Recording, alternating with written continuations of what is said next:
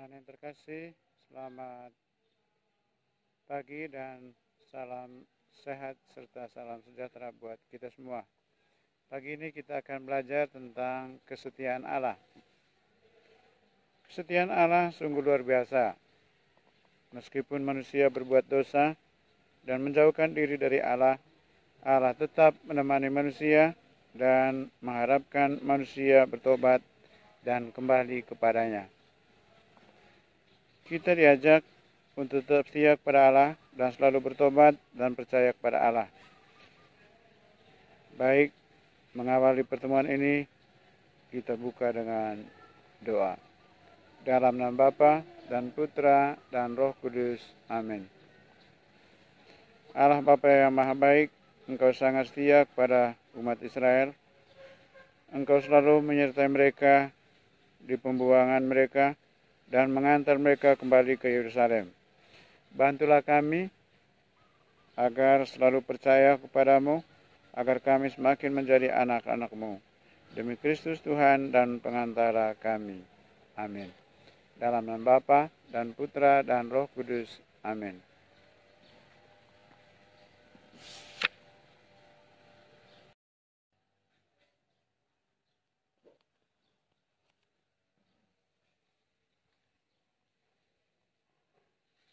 Anak-anak terkasih, pada zaman sekarang nilai kejujuran dan kesetiaan sulit didapatkan. Orang jujur dan setia di masa ini merupakan orang langka. Padahal kejujuran dan kesetiaan merupakan nilai kehidupan yang patut diperjuangkan agar kita dapat dipercaya. Selain dipercaya, kita pun mendapat banyak teman dan pada akhirnya kita dapat menemukan karya Allah. Dalam dua kisah di atas, kejujuran dan kesetiaan Rusa dan Santo Antonius Maria Claret telah mengubah hidup pemburu dan juga para bandit. Pemburu mengubah sikap dan perbuatannya untuk tidak lagi memburu dan menyakiti binatang. Para bandit bertobat dan memohon ampun atas perbuatannya kepada Santo Antonius Maria Claret. Kejujuran dan kesetiaan dapat membawa perubahan, bukan hanya pada orang yang jujur, tetapi kepada orang-orang mengalami kejujuran dan kesetiaan. Kejujuran dan kesetiaan memancarkan cinta yang dalam, cinta yang bersinar, dan telah mengubah hati orang-orang mau berbuat jahat.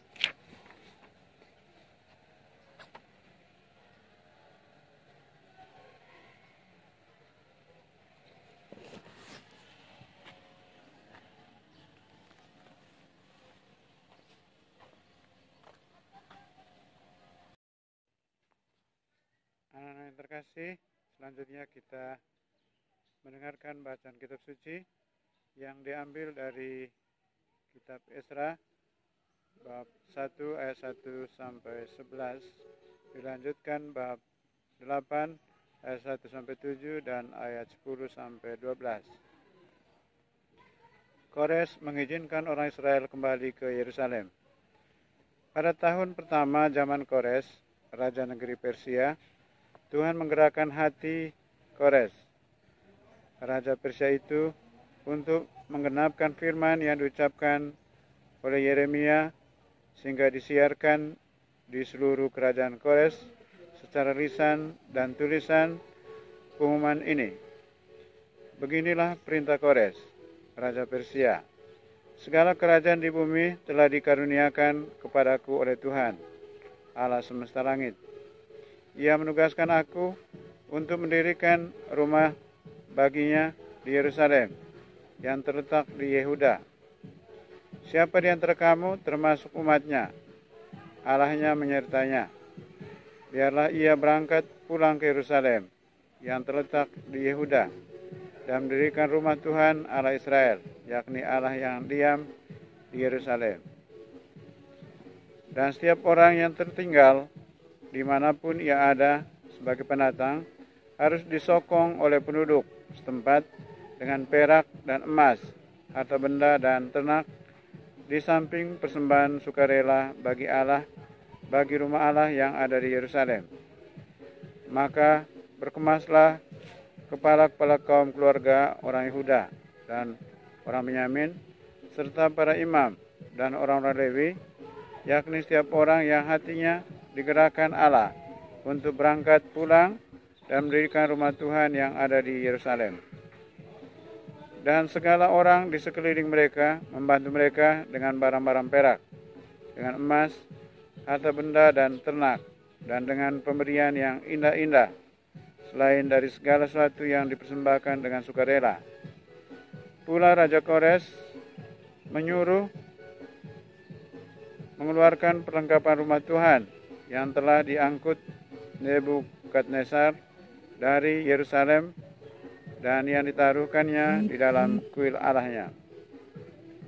Kores, Raja Persia itu, menyuruh mengeluarkan semuanya itu di bawah pengawasan Mitredat, bendahara raja, yang menghitung seluruhnya bagi Sesbasar, pembesar di Yehuda.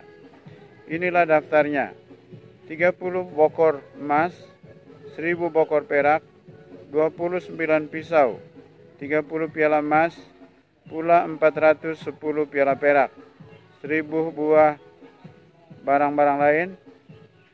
Barang-barang emas dan perak itu disuruhnya berjumlah 5.400.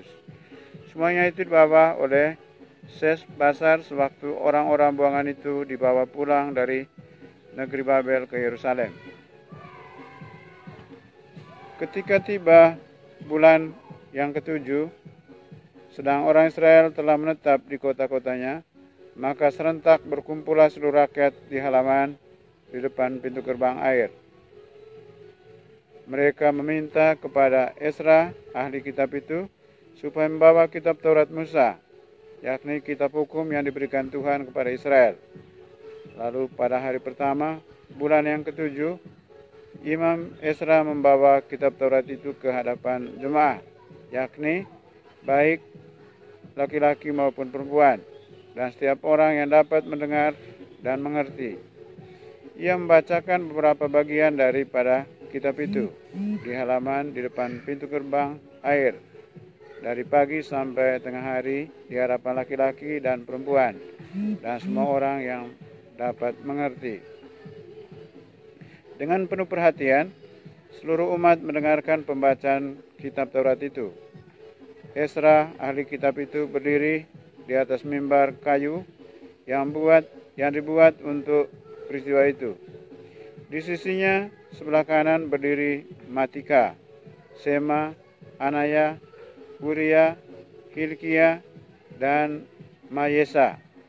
Sedang di sebelah kiri berdiri Pedaya, Misael, Malkia, Harum, Asbadana, Zakaria, dan Mesulam. Ezra membuka kitab itu di depan mata seluruh umat, karena ia berdiri lebih tinggi dari semua orang itu. Pada waktu ia membuka kitab itu, semua orang bangkit berdiri.